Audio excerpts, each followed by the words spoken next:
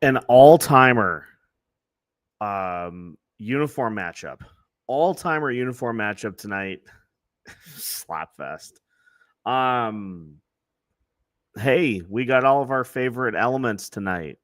A multi-goal deficit, a couple of point-blank chances that somehow get whiffed on, and a quick exit in OT.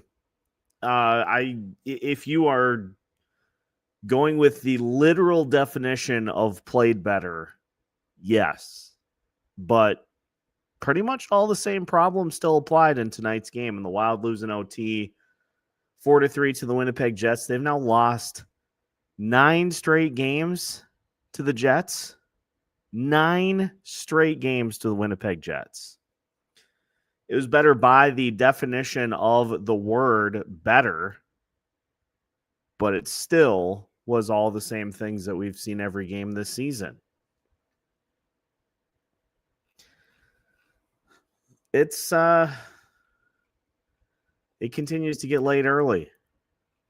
We'll break down all the action, but we didn't learn anything new tonight. We just continued to see a continuation of what has happened so far this season.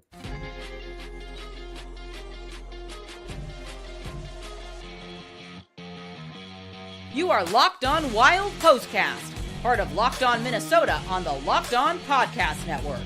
Your team every day. The Minnesota Wild fall 4-3 in overtime to the Winnipeg Jets, a game in which the Minnesota Wild trailed 2-0. They battled back to tie the score at 2-2 and then briefly took a 3-2 lead before giving up the game tying goal, and 1 minute into overtime, they lose. And it was the offense was able to generate tonight. The defense was able to limit some of what the Jets did, but Filip Gustavsson had a rough night.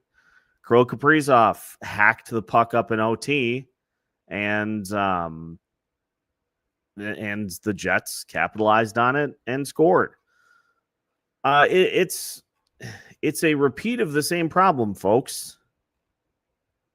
You have a better stretch of play, but that Joel Eriksson look, he could not have been any closer to the front of the net if he was in the net, and you can't score there. That's a problem. You've got more looks right at the front of the net, and you can't capitalize on those. That's a problem. Yes, the Wild did go to the front of the net more, which is a good thing, but that has not been consistent so far this year.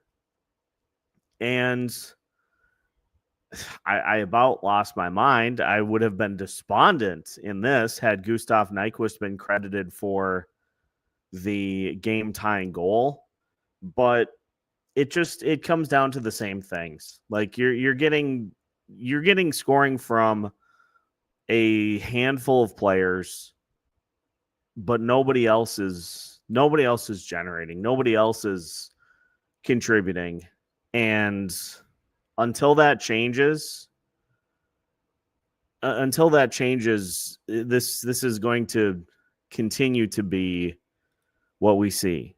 I don't know. I'm getting frankly kind of astounded at the number of opportunities that this team just is incapable of putting in the net, right in close. Statistically tonight, much cleaner at least for the Wilds. You know, they outshot the Winnipeg Jets considerably because they did generate offense. They had an expected goals tonight of 4.09. But again, you've got a couple of instances on the power play where you can't capitalize. And beyond that, like faceoffs, hits, and blocks are pretty much driven by the situation. For the Wild offense here tonight, 4.09 expected goals. They had 55 unblocked shot attempts tonight. 39 of them were at low danger. 9 were at medium danger and 7 were at high danger. They scored a goal in all 3 facets: low danger, medium danger, high danger. They also had a rebound goal, which was nice. And that's what you have to do consistently. That's what you have to do consistently in this league, is you have to consistently crash. You have to consistently get to the front of the net, and especially against Connor Hellebuyck. You're not going to beat Connor Hellebuyck by shooting from outside. Those perimeter shots are automatic. I'm surprised he doesn't yawn when he fields them. So offensively, it was better tonight. And if you look at the defense too, the Winnipeg Jets managed 2.41 expected goals. And Filip Gustavsson gave up 4. 1.58 goals below expected. For the Winnipeg Jets, they had 36 unblocked shot attempts, 25 low danger, 10 medium danger, 1 high danger. They scored on their lone high danger look. They scored a medium danger, and they had 2 low danger goals. The goaltending has to get better. The goaltending's got to get substantially better for this team. Both goalies. And the Kirill Kaprizov turnovers are pretty much single-handedly dooming this team. Another big one in overtime that leads directly to the Winnipeg Jets scoring the game-winning goal. The carelessness with the puck is concerning. You have a talent disadvantage for pretty much every team that you play against. And so you can't treat it like you have equal talent that to where they do. And they just, they're just, whether it be middle of the zone, top of the D zone, there just are way too many of those types of turnovers at various spots in the zone that lead to pretty much exclusive chances for the opponent. So we are now 11 games into the season. It is way too early for you to be sounding the alarm bells. You're being super dramatic, and frankly, I'm sick of it, crowd. By the time we get 9 more games in, we'll be at the quarter pole of the season. And if 10 games in is too quick of a trigger, what's 20 games then?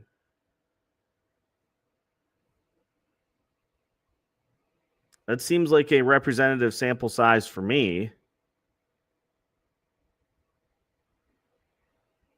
So again, there were some nice moments in this game. Like Brock Faber putting a couple of strong games together.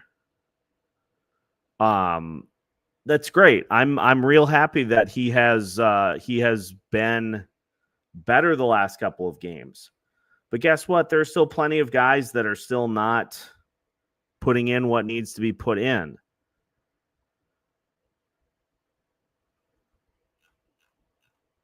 There are still plenty of guys on this team that need to take a look at what they're doing and need to offer more, need to add more to what this team's doing. Because if you still are relying on about 4 different players to score, that's pretty easy to defend. It's pretty easy for opponents to be able to defend.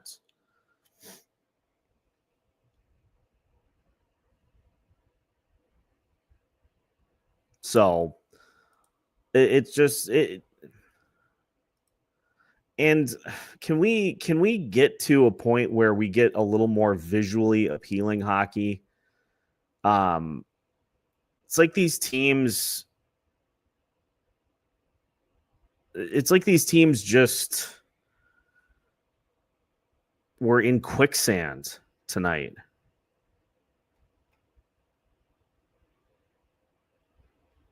So it's I don't know. It was just another in a series of games in which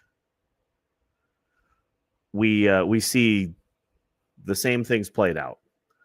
So as far as the time to go on Heinz crowd, not going to happen, because this is going to be viewed as a step in the right direction. And maybe it was, but I guess, I don't know. I can't call it supreme progress considering the things that we saw that just continue to be carried out in perpetuity. As far as the Jets go, let me hit you with this. So Kyle Connor scored. That's a top line goal for the Winnipeg Jets. So let's keep track of this. Let's keep track of this at home. Kyle Connor scored. That's a top line goal for the Jets. Vladislav Nemetsnikov scored. That's a second line goal for the Jets. Nino Niederreiter scored. That's a third line goal for the Jets. And Gabe Vilardi scored. That's another top line goal. So they got 2 of their 4 from their top line, but they also got a goal from the second and the third lines. So that's what we call in the business scoring depth. And for the Wild tonight, Kirill Kaprizov, Marcus Johansson, and Brock Faber. Of the names, Brock Faber is a new addition to the list. But beyond that, Kirill has been one of the top scorers. And thank you, Freddie, for bringing this up.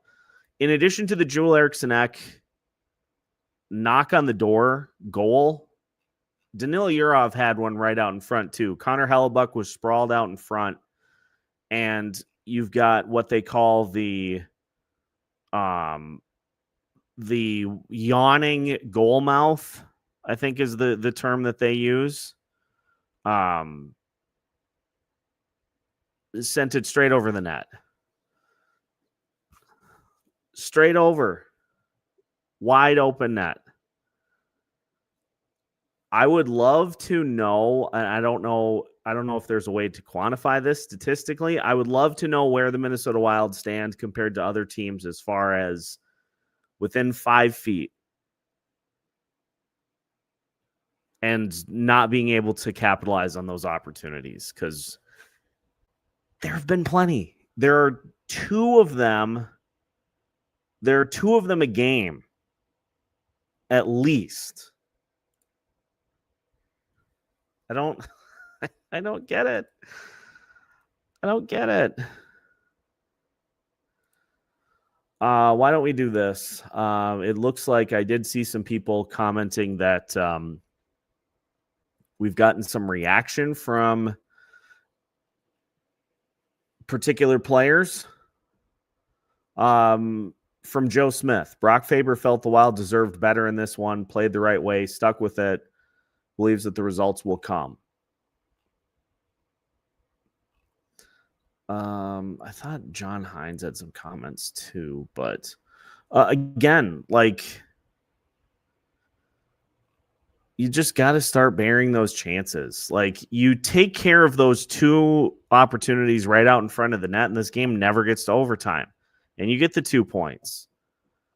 And then we could be talking about, hey, they won one. But this team is at a point right now where they cannot get those little chances to go. I thought the jerseys looked sick. At least there was that. I thought the jerseys looked sick.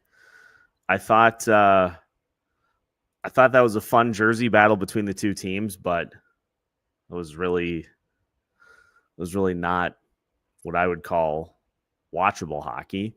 And can we talk about these penalties too? Can we talk about the officiating for a hot second?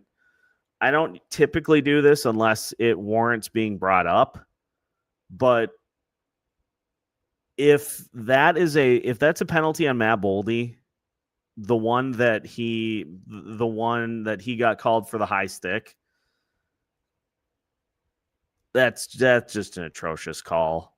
That's just awful. Like, you've got to, I don't know what the right answer is, but you have to be able to review that. Like, it's mind-numbingly bad. The stick was on, Boldy's stick was on the complete other side of his body from the Winnipeg player. And it's bad when the official goes over and apologizes and says, "Hey, turns out that was a bad call." I don't know. Give them like, maybe expand the challenge system.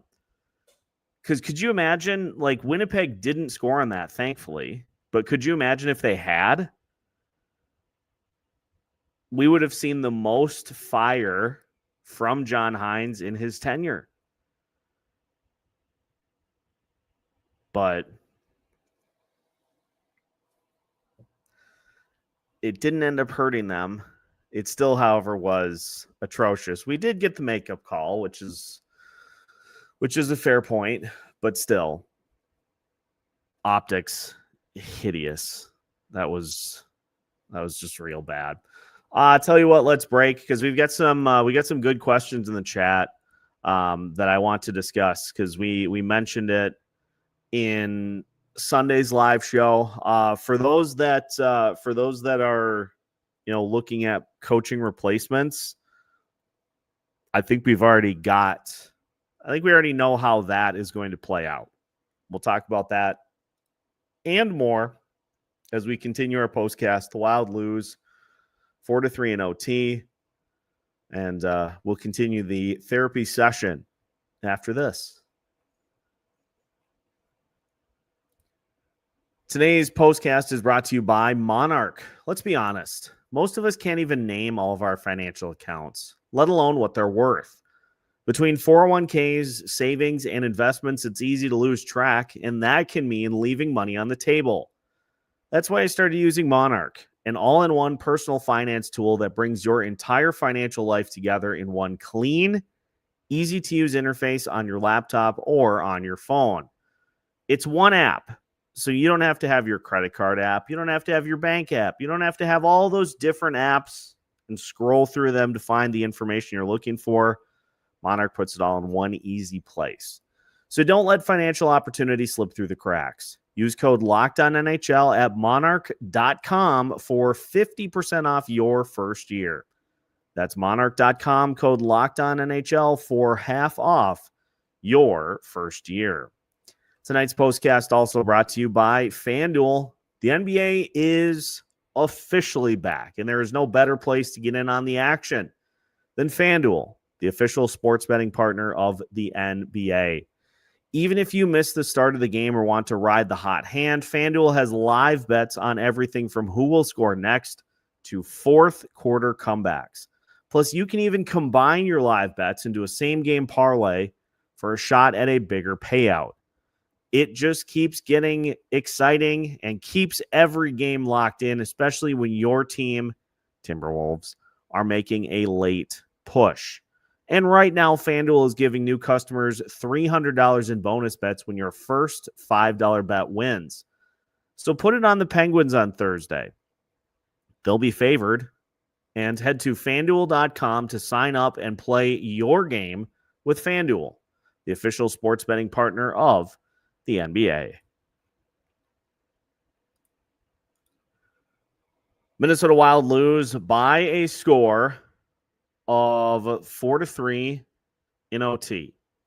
I hate that rhymes because I'm not really in a rhyming mood right now. I want to start with this one. Let's go to Ezekiel. Ideal coaching candidate. This is something that I just popped into my head that I think we need to discuss here. So let's assume that this continues. Let's assume that this slide continues and that the Minnesota Wild do make a move. They do make a change. I think I already know who is. I think I already know who's coming in. I think Greg Cronin's going to be the one that will be coaching the Wild next. I have nothing to go off of here, but it just kind of makes sense. Think about it. Cronin was coaching the Anaheim Ducks, and he comes here to take an AHL job, despite there being NHL jobs open. Connect the dots. Connect the dots. It just makes sense to me that you would say, and if we make a coaching change, we are going to we'll give you that opportunity. It just makes sense. You would be the next in line, so to speak. I have nothing to go off of with that, but that seems to me the likely route that this would go. However, there's another angle to this that needs to be discussed. That would be the third coach. That would be the third coach that Bill Guerin has himself installed. And that feels like a little too many, doesn't it? Doesn't that feel like one coach too many? And so let's discuss this. If there were to be a change in the GM chair, I'm going to tell you who I want for my candidate right now.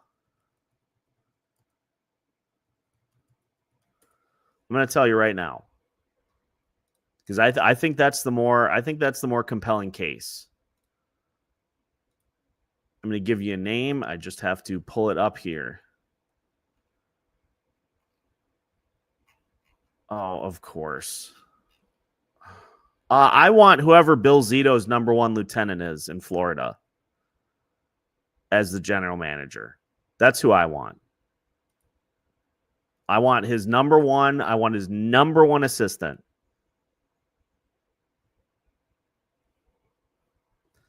Bill Zito's been one of the best GMs in the NHL for the last several seasons.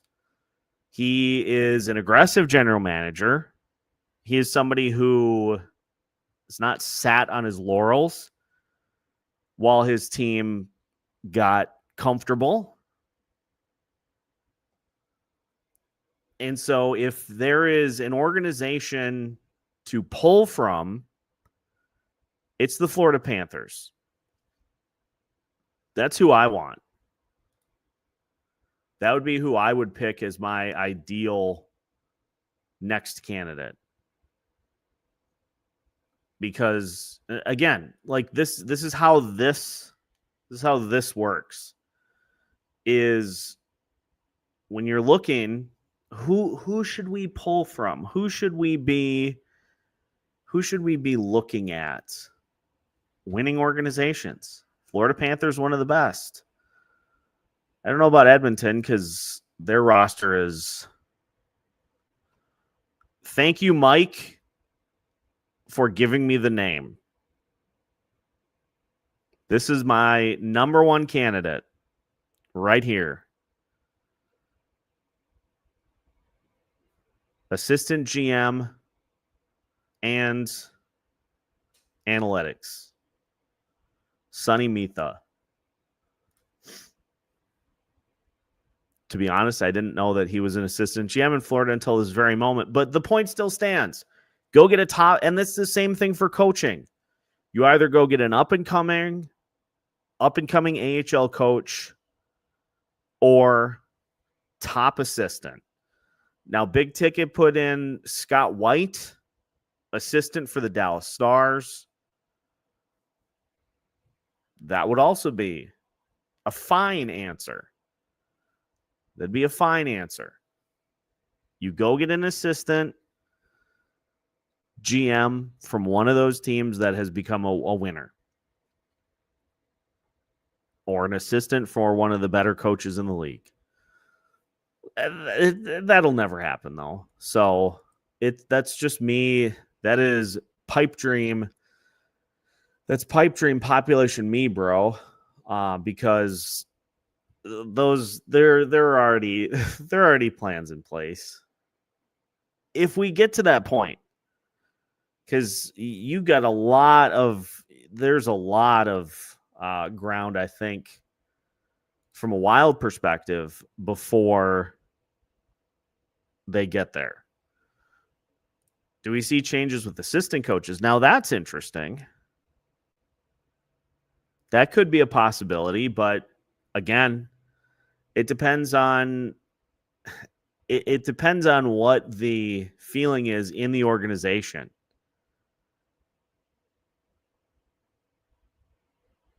So I don't get the sense that there's any real panic yet from the Minnesota Wild organization. So until there is, they're just going to keep humming with what they have. They're just going to keep clanking down the road with what they have until such point as there has to be a move made.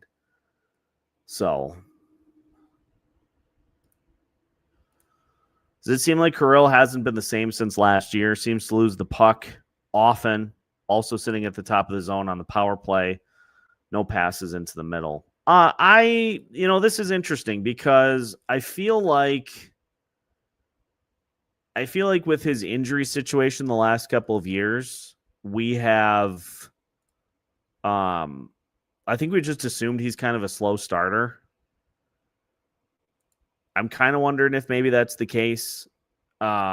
The power play, again, like I don't want to look a ton into power play scoring because you're being put in a situation where that's what you're supposed to do.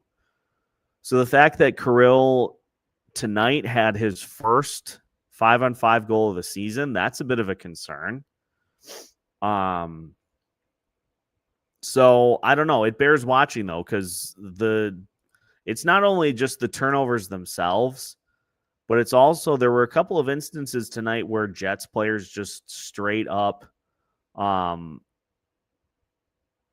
just took the puck off his stick, which is also kind of a concern. It's what was the phrase? What was the phrase that I used in Monday's episode? I can't remember. Attentiveness and effort and attention, I think is what it was. The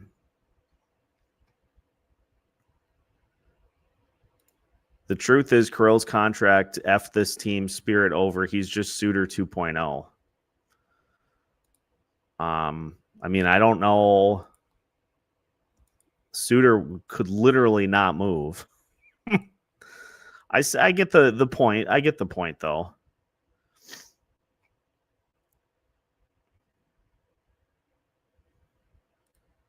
A 38-year-old winger and a Panthers healthy scratch will fix everything. Yeah, there was a huge sigh of relief today that Matt Zuccarello came back to practice. He's not anywhere close to being able to play in a game. He's still several weeks out from playing in a game, and it's not gonna fix much of what is ailing this team. Is just it.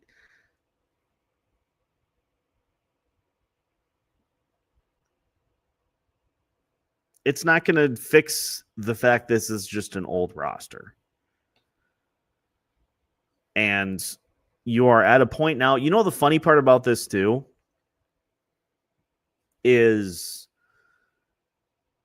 you're in a point now where you are trying to shelter the youngsters in the lineup because of fear of mistakes being made, when you could have substantially paved the runway last year and the year before that and the year before that. You could have paved the runway to make it a little easier for them as opposed to just throwing them out of a moving car.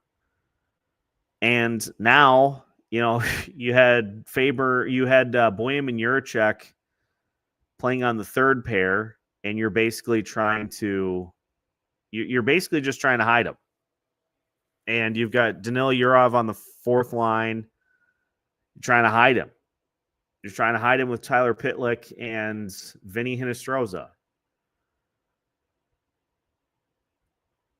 Like, you could have prevented this.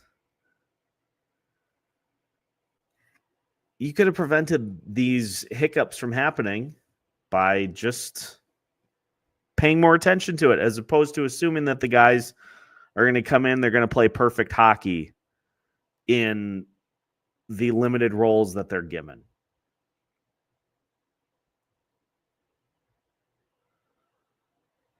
So, I try to kind of dive into did we learn anything on a nightly basis? And this is a great question too.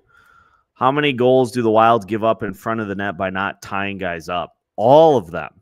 All of the goals. It happened again tonight. The Nino goal was literally this: inability to contain the front of the net. Literally this. That is, I don't know which problem is my least favorite of all of these problems, but I think just the general lack of net front on both ends. I think that's the big one. I think that's the one that I'm just generally frustrated with the most. Because you say you're going to be a big team, a physical team. Where, when, why, how? So, same problems, folks. Should the Wild have offered someone like Burns, a big right-handed D-man that the Wild desperately lack? Honestly, I would not have been opposed to Burns. I mean, he is certainly a little on the older side. Oh, and the Dallas Stars just locked in Thomas Harley. 8 years, $10.5 million per year. Where are they getting all this money?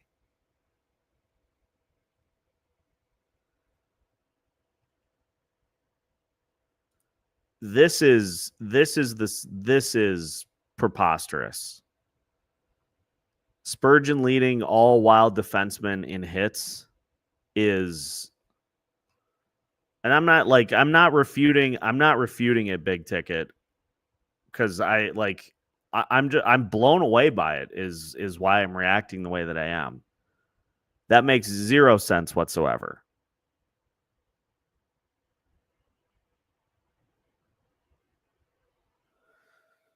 Like,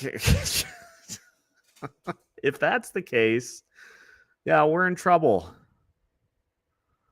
And, to the trade piece, you're still about a month out from trades, or at least 2 weeks, 3 weeks. You got to fight. You got to fight your way out of it. But, you got to fight your way out of it. But as we talked about on Monday, these are not new problems. Falling behind by multiple goals at home is not a new problem. The inability to clear out the front of the net is not a new problem. The inability to dominate in the high danger area is not a new problem. Like, this has all been a slow bleed. This has all been a slow bleed, a slow burn. And we're just seeing the remnants of it play out here. Yeah, and this is a good point too, is if you start the season even slightly better than this, it's not a talking point. But starting the season when all the eyes are on you, starting the season in this fashion, that just hangs over you the whole season. Like if you have a skid right at the start of 2026, nobody bats an eye. The Wild have made that a trademark pretty much. But you do it at the beginning of the season, and it is just, it's a dark cloud that hangs over the entirety of the year. I think that's going to wrap it for tonight, but I want to leave you with one thing that is going to ruin all of your nights. Justin Brazeau has 6 goals on the season.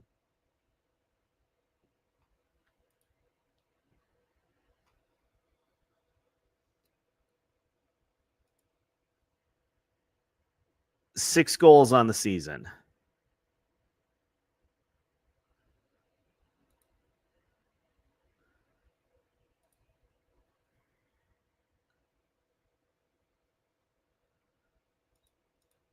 And with that, I have nothing further.